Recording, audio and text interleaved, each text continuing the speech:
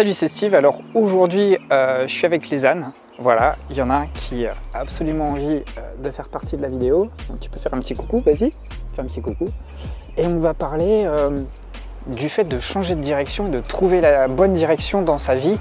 Et c'est certainement quelque chose qui vous bloque beaucoup. Et moi, pour le coup, j'ai beaucoup côtoyé cette question-là. Et j'ai même eu une personne, une ancienne cliente que j'ai eu en appel téléphonique pour prendre de ses nouvelles. Et on a pas mal réfléchi là-dessus. Et c'est vrai que lorsqu'on veut changer de direction, on se pose une multitude de questions. Et le problème, c'est que plus on avance, plus on essaie d'avancer dans ce processus de réflexion, et plus on se rend compte qu'on n'y voit pas clair du tout.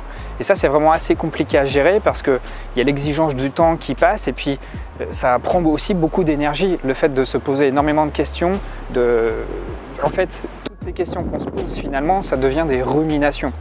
Et ça, c'est assez compliqué à gérer parce que ça ne fait pas avancer le schmilblick.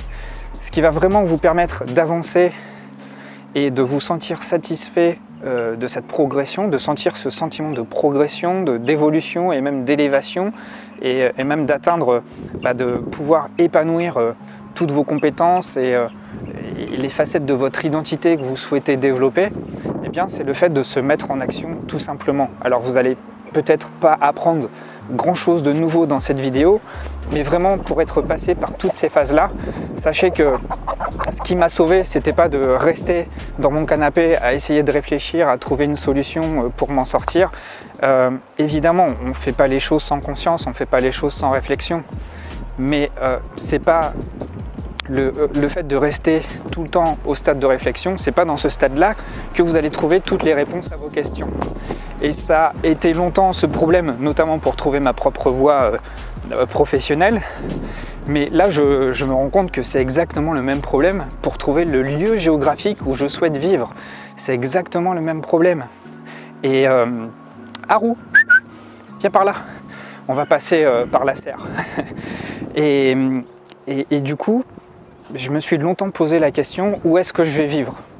Et finalement, je pense qu'il n'y a pas d'autre solution que d'essayer, que de se lancer dans l'action et d'essayer, de s'essayer en tout cas, dans une voie qu'on souhaite explorer. Finalement, qu'est-ce que vous avez à perdre dans tout ça? En fait, il n'y a que des choses à gagner, parce que vous allez avoir un avis beaucoup plus éclairé en vous engageant dans une voie. Et le risque qui vous guette en bonne hypersensible, c'est d'avoir ce processus de réflexion, de pensée extrêmement poussé qui finalement va vous mener qu'à des impasses parce que vous n'avez aucune certitude dans le processus de réflexion. Donc vous avez besoin d'être pragmatique. Et c'est ce pragmatisme qui va vous amener, qui va en tout cas vous apporter des éléments de réponse à ce que vous recherchez.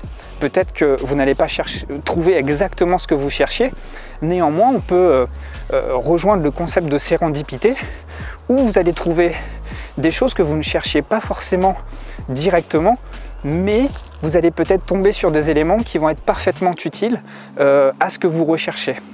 Ça peut passer par des rencontres, ça peut passer par des opportunités, ça peut passer par différentes choses qui vont venir sur votre route.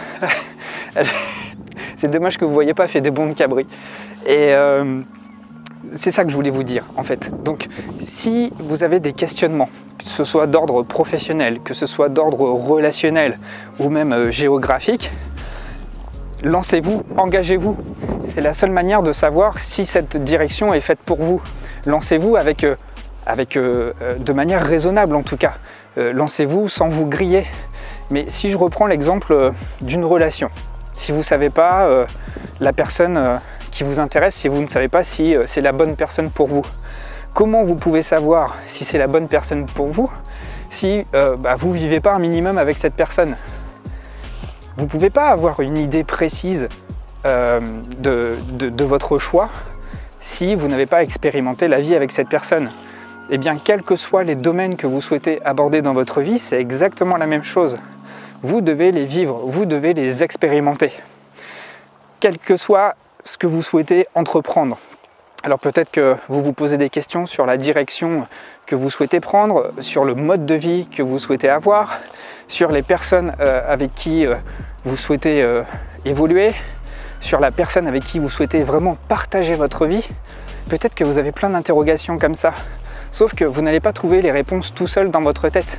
C'est pas dans vos doutes que vous allez trouver des réponses à vos questions en ruminant dans votre canapé devant votre tasse de thé. Vous êtes obligé de passer par la case vie. Et je peux comprendre cette réticence. Vous avez peut-être peur de perdre des plumes en fait. Mais dites-vous que en restant dans l'inaction et dans la réflexion, en fait, vous ne vous épargnez pas ces choses-là en fait. N'ayez pas peur de vous engager. N'ayez pas peur en tout cas de perdre des plumes. Le plus important, c'est que vous sachiez vous retirer au bon moment quand vous savez que cette voie n'est pas faite pour vous. Voilà, c'est vraiment ce que je voulais partager avec vous aujourd'hui. Je ne vais pas être spécialement loquace parce que j'ai un niveau d'énergie qui est relativement faible. Je sors d'une grosse période de travail avec le lancement de la dernière formation. Et en tout cas, merci à vous. En tout cas, vous avez été une grande quantité de personnes à l'avoir réservé. Ça m'a fait super plaisir. J'espère que la progression se passe bien pour vous dans ce programme. Et puis moi je chemine vers de nouvelles perspectives en cherchant le contenu des prochaines semaines. Et comme aujourd'hui j'étais au stade plutôt inerte, j'ai pas beaucoup bougé, dans ma tête ça tournait pas tout à fait rond. Et j'ai eu cette conversation avec cette personne, je me suis dit quand même que ça pouvait être intéressant de partager ça avec vous. Donc pensez à être pragmatique, pensez à expérimenter les choses et à tirer vos conclusions par la suite. C'est vraiment ça qui va vous aider. Et ne sombrez pas dans cette extrême réflexion et puis dans cette recherche absolue de perfectionnisme.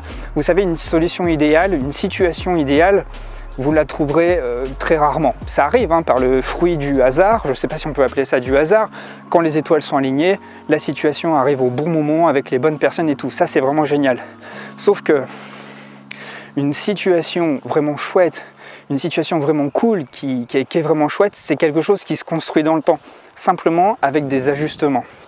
Et c'est tout ce que je suis en train d'expérimenter avec mon lieu de vie en fait. J'ai l'ambition de m'installer ici en Bretagne, j'ai pas mal de choses à défricher encore, tout un réseau à développer, des gens à rencontrer, une maison à trouver, évidemment, j'ai pas encore trouvé ma maison où j'allais vivre, et tout ça c'est plein d'étapes en fait.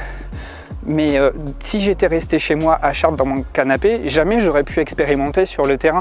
Il n'y a que sur le terrain que vous allez rencontrer les bonnes personnes, les bonnes opportunités. Et c'est une fois que vous les vivez qu'ensuite vous pouvez vous ajuster et à chaque fois vous vous rapprochez petit à petit de votre but. Alors la vie c'est fait pour ça, c'est fait pour s'expérimenter. Donc n'ayez pas peur de vous tromper, n'ayez pas peur de vous expérimenter parce que il n'y a que comme ça en fait qu'on évolue, qu'on progresse et qu'on s'adapte. Le souci c'est qu'on a toujours assimilé l'erreur, le fait de se tromper avec quelque chose de fatal, avec une censure derrière tout ça. Alors que dans d'autres cultures, c'est bien dommage qu'on n'ait pas hérité de ça, dans d'autres cultures, se tromper, c'est l'occasion d'apprendre et c'est l'occasion de progresser. Donc changez de regard sur les choses, n'ayez pas peur de vous compromettre, mais plutôt voyez ça comme des occasions de progression. Et ne voyez pas le fatalisme et cette quête d'absolu et essayez de relativiser les choses et de réaliser qu'on peut toujours se réajuster à tout moment, quel que soit le domaine de votre vie. Ça peut être le domaine affectif, le domaine amical, le domaine professionnel, le domaine de la santé. On peut toujours réajuster les choses et s'en sortir en créant à chaque fois de nouvelles situations. Parce que c'est en créant à chaque fois de nouvelles situations que l'on se réinvente. Donc n'ayez pas peur de vous réinventer et de donner à chaque fois une nouvelle forme à votre identité, non pas en créant une nouvelle identité, mais plutôt en mettant la lumière sur différentes facettes de votre identité. Et c'est comme ça que vous allez vous ancrer, retrouver votre place et retrouver cette sécurité qui est la vôtre. Je vous remercie de m'avoir écouté, je vous dis à bientôt. Si ce n'est pas fait, vous pouvez télécharger gratuitement la formation La méthode des hypersensibles pour surfer sur un monde agité. Cette méthode va vous permettre de mieux maîtriser vos émotions et de recréer du calme intérieur lorsque justement vous êtes ballotté entre différentes tempêtes et que vous avez du mal à retrouver votre propre équilibre. Si vous souhaitez acquérir cette formation, vous avez juste à cliquer sur le lien dans la description de la vidéo et vous y aurez accès gratuitement. Voilà, je vous remercie, je vous dis à très vite et n'hésitez pas à interagir avec moi dans les commentaires. Je vous dis à bientôt et pour l'instant, Haru m'attend pour aller faire une promenade.